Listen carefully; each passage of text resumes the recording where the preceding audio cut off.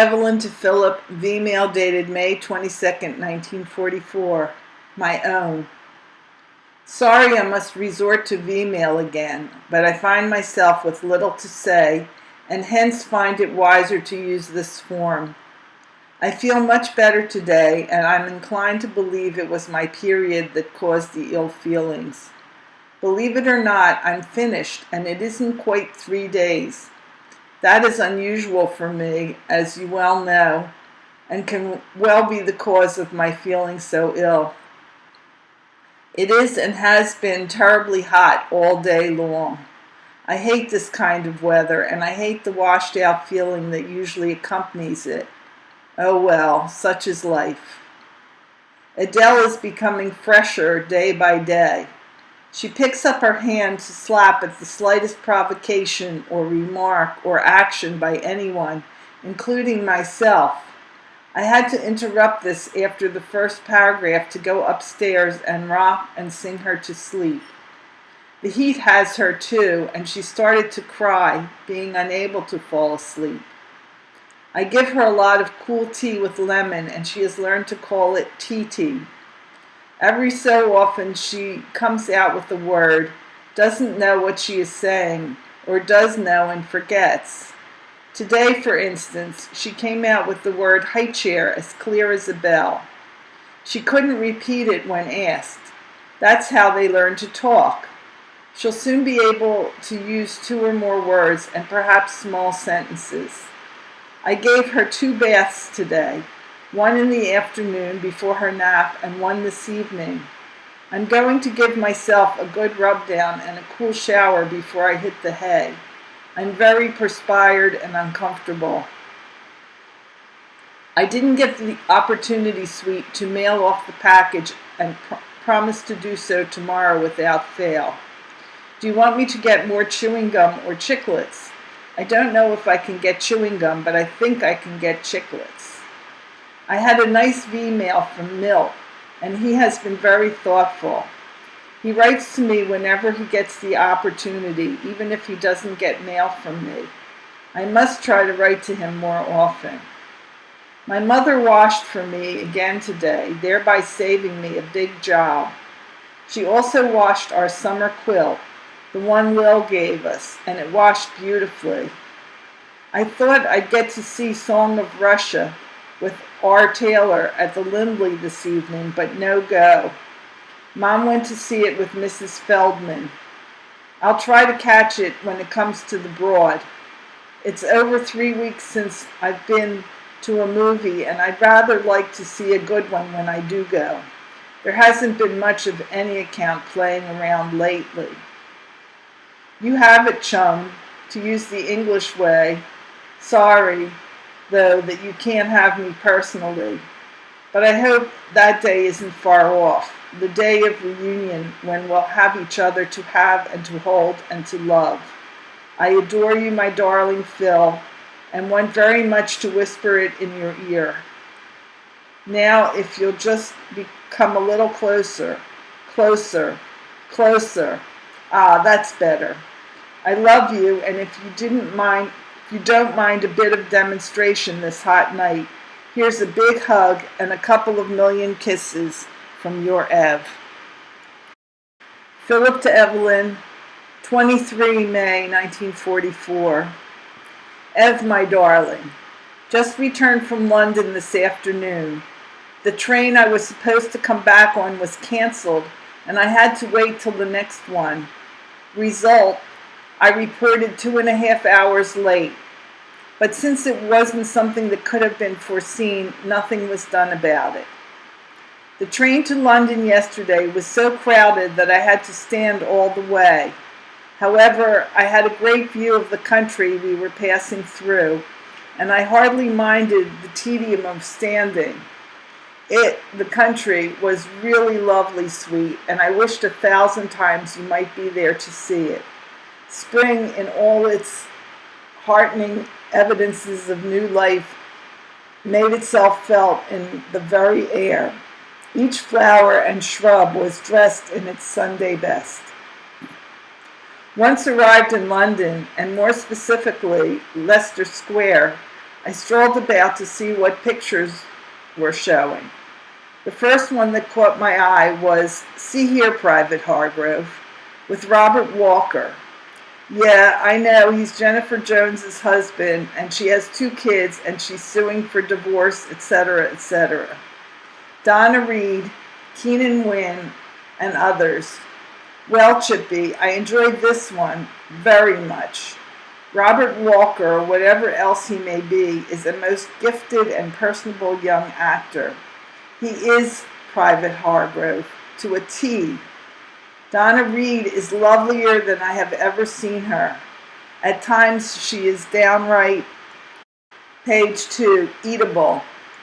Keenan Wynn, though, does everything but walk away with the show. He is Private Hargrove's finagling buddy, and his characterization is both convincing and amusing. The plot is a very unimportant factor in this, and no one is apt to complain for the lack of it. The dialogue is real and sparkling, the direction flawless, and the cast makes it all entirely worthwhile. Fanny by Gaslight, don't ask me wherefore of the title, was the pièce de résistance of the evening. It was recommended by one of the guys in the company, so I thought I'd give it a try. It is a gourmand British production, the first worthwhile effort I have seen to date, and surprised the pants off me by its excellence. A very meaty story of England in the 70s. It runs a full 2.5 hours. Phyllis Calvert is appealing as Fanny. James Mason, a very tall Englishman, is good as the romantic lead, and the cast generally is competent, if not too photogenic. In this one, the plot's the thing, and quite a thing. I couldn't help but wish that the players were American, that the picture came out of Hollywood. What a job they could have done on it. British acted and produced. As it was, though, it was entirely creditable, and I enjoyed it immensely. Note, the book should be wonderful. Come to think of it, didn't you mention it a while back, Chippy? Page 3. After a late snack at the Eagle Club, I repaired to the ever-loving Turkish baths, of course. For the second time in so many visits, I played guide ex officio to 3 Yanks who were new to the place and didn't know their way around.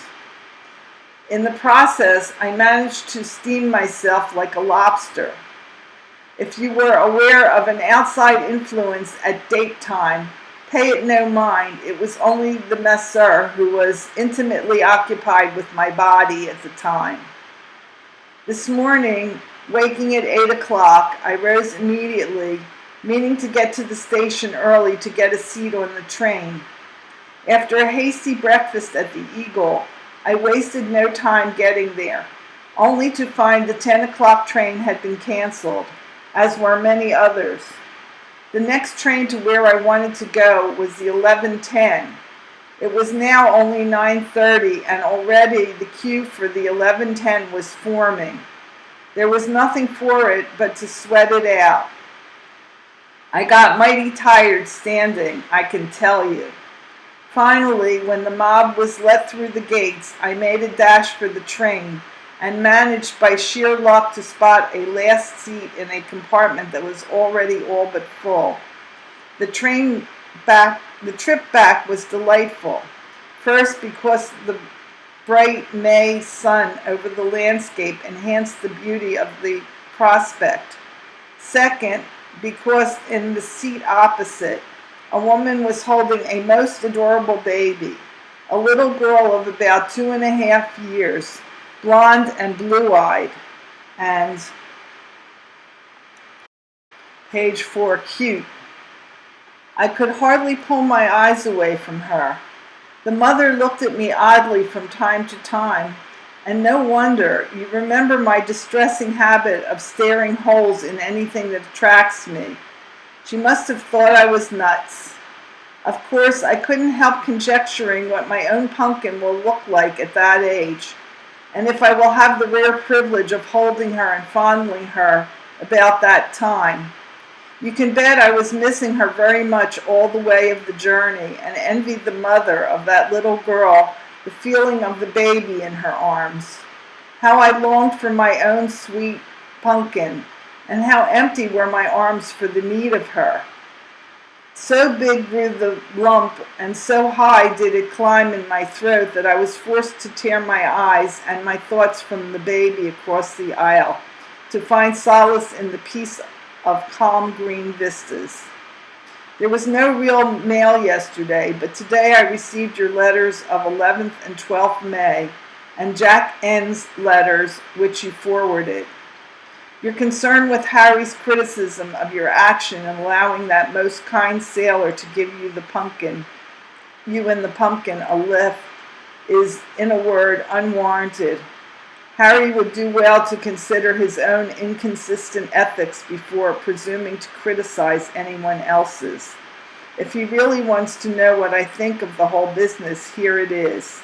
In the first place, no man is so depraved that he will seek to, page 5, take advantage of a woman with a baby in tow. Anyone who would think for a moment that the sailor offered you a lift under the circumstances with an ulterior motive in mind is an out-and-out fool. As a matter of fact, under the circumstances, it would have been most unkind and unfeeling of you to refuse his offer because of any inherent distrust of strangers or an instinctive impugning of unworthy intentions. Truth to tell, Chippy, I wish I knew where to get in touch with that considerate sailor. I'd like to thank him. I'm proud to know that Ethel loved the sweater you made for Stuart, and it was nice of her to gift Adele with that pinafore. But I don't get your point in drawing the pinafore in invisible ink. You wrote, "It looks something like this," and then there's a blank space. Really, baby, sometimes I just can't fathom you. It certainly was swell of Fay and Morris to take Mom to Ethel's and to bring you all home again. You may tender them my most heartfelt thanks for the kindness they have shown my dear ones.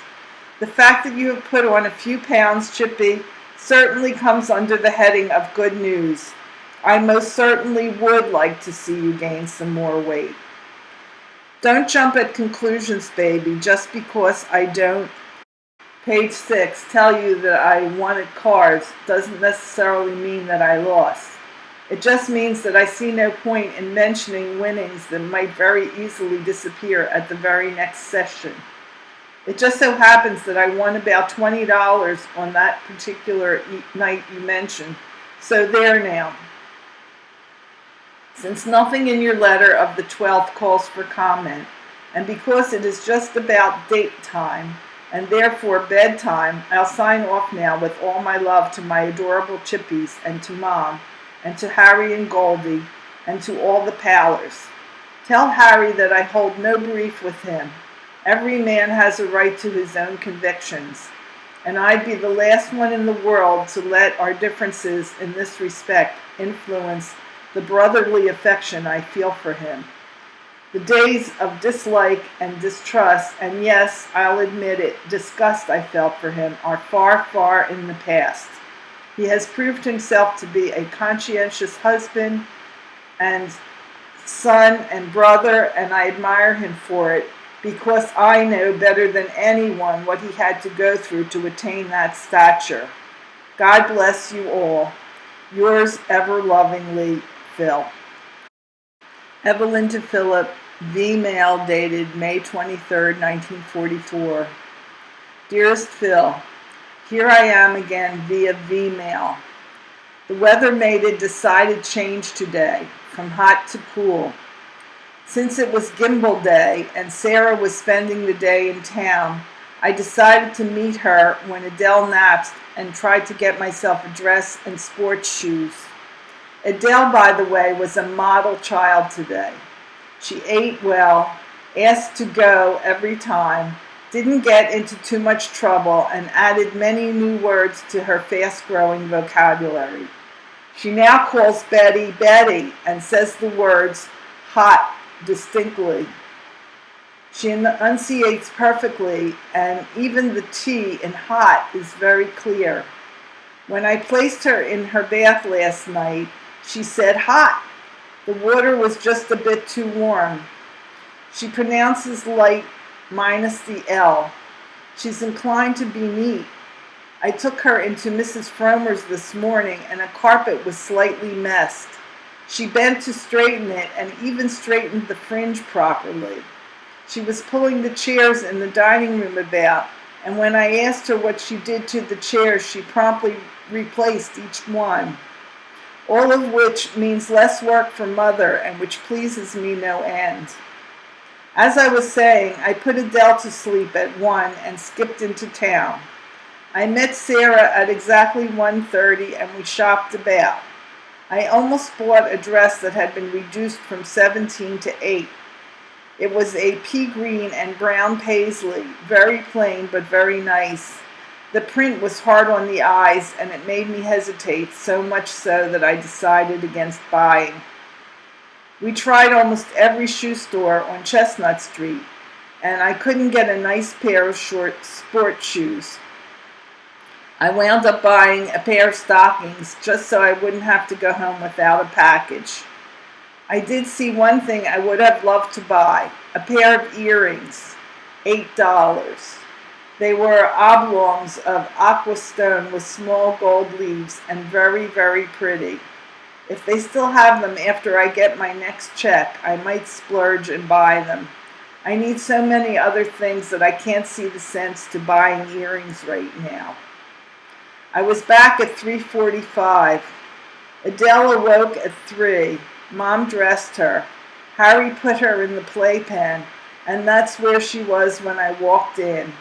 She was so glad to see me, and especially with Ara. She didn't know what to say. I finished my work early this morning, and honey, I'm ashamed to say that I did not mail off the package as I promised. Tomorrow, come what may, I must go to Broad Street, and the package will be on its way to you. I had a letter from Eddie today with a picture enclosed. It's the same size as yours. He looks positively handsome, and I could hardly believe it was he. I owe him a letter, which I hope to get off this evening. Last night, after mailing your letter, I managed to squeeze in a letter to Milk Brown. Adele awoke many times during the night due to the heat. It's a good thing I napped with her yesterday, or I would be duped this morning. Did you hear her call you? She yelled Daddy all morning long. I keep telling her that Mommy loves Daddy, and I kiss your picture to sort of make it clearer. Oh, baby, how I would like to kiss you. Mommy loves Daddy so much. Your Ev.